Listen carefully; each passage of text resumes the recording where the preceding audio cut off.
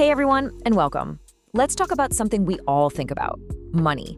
We're always told to save it, right? That it's the smartest, most responsible thing you can do. But what if that's only half the story? Today, we're going to tackle a huge wealth paradox, the super important and often really misunderstood difference between saving and investing. Okay, let's just jump right into the deep end with a pretty provocative question. Is it possible that the thing you're doing to be responsible, diligently putting money into a savings account, is actually making you poorer? I know it sounds completely backwards, but stick with me because the numbers might really surprise you. So, how is that even possible? Well, to get it, we have to pull back the curtain on some powerful and pretty much invisible forces that are constantly working against any cash that's just sitting there. This is what we're calling the hidden cost of saving. Now check this out, because this is where the illusion gets shattered. On paper, it looks good, right? Your bank gives you a 3.5% interest rate. That's your nominal return. It feels like you're making money. But, and this is a huge but, if inflation is running at 6%, that means the cost of literally everything, gas, groceries, rent, is going up way faster than your savings are.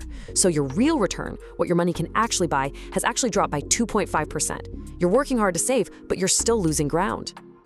And that leads us right into this massive concept in finance, opportunity cost.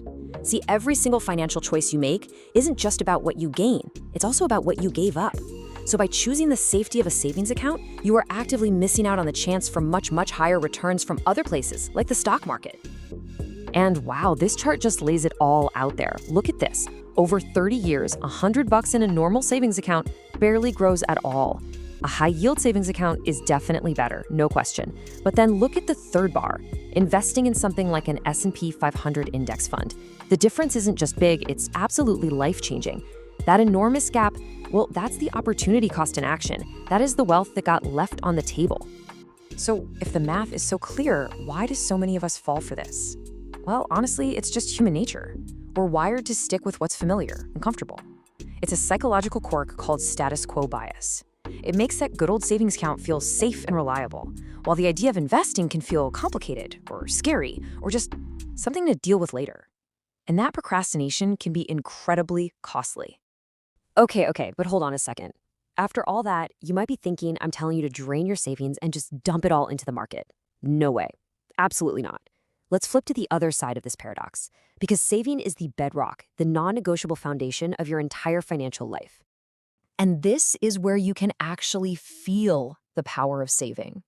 It's about so much more than just the money. A study from Vanguard found that having just $2,000 set aside for emergencies boosts your sense of financial well-being by a massive 21%. That's not just a number on a page. That's the feeling of being able to breathe a little easier. It's the peace of mind that comes from knowing you have a buffer. And it doesn't stop there. The ripple effects are huge. Research has shown a direct link between having that savings safety net and your mental health. You're less anxious, you can literally think more clearly. And critically, it gives you options. It gives you the freedom to make better choices in your life because you know that one flat tire or one unexpected bill isn't going to force you into crippling high-interest debt. You know, Warren Buffett has this perfect metaphor for this. He says life is like a snowball, and the key is finding wet snow and a really long hill. Well, that long hill, that's investing. And the magic of compounding returns, that's where your wealth really takes off. But you can't start rolling down that hill without a snowball to begin with. Your savings, your emergency fund, that's your wet snow. It's the essential first step. All right, so let's recap. Saving is kind of bad because inflation eats it alive, but it's absolutely essential for security and peace of mind. So what gives? How do we actually solve this puzzle? Let's get into our final section and build a real strategic plan that gives you the best of both worlds. And this right here is the key to this whole thing. The problem isn't saving money. Saving is good. The real trap is mindless saving. Just letting cash pile up in a bank account with no goal, no purpose, no plan, where it just slowly, silently loses its power. So what's the answer? It's what we call the hybrid model, and it's a super simple 3-step plan. Step 1, you build your fortress. Get 3 to 6 months of essential living expenses tucked away in a high-yield savings account. This money is your safety net. It doesn't get invested. It's there for emergencies.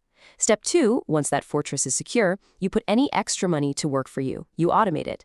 Set up automatic transfers into a diversified investment portfolio. And step 3, the best part, you mostly just let it do its thing. Check in maybe once a year to make sure it all still makes sense for you, but don't sweat the day-to-day market noise. And of course, this isn't a set it and forget it for life kind of deal. Your strategy needs to grow with you. When you're in your 20s and 30s, you have a lot of time, so you can afford to be more aggressive and focus on growth. But as you get older and closer to needing that money, your focus will naturally shift towards protecting the wealth you've already built. The plan adapts as your life changes. So at the end of the day, it all boils down to one simple question you need to ask yourself. Once you've built that essential safety net, what is the rest of your money doing? Is it just sleeping in an account, quietly losing its value year after year? Or is it awake, active, and working just as hard for your future as you are? The power to decide is all yours.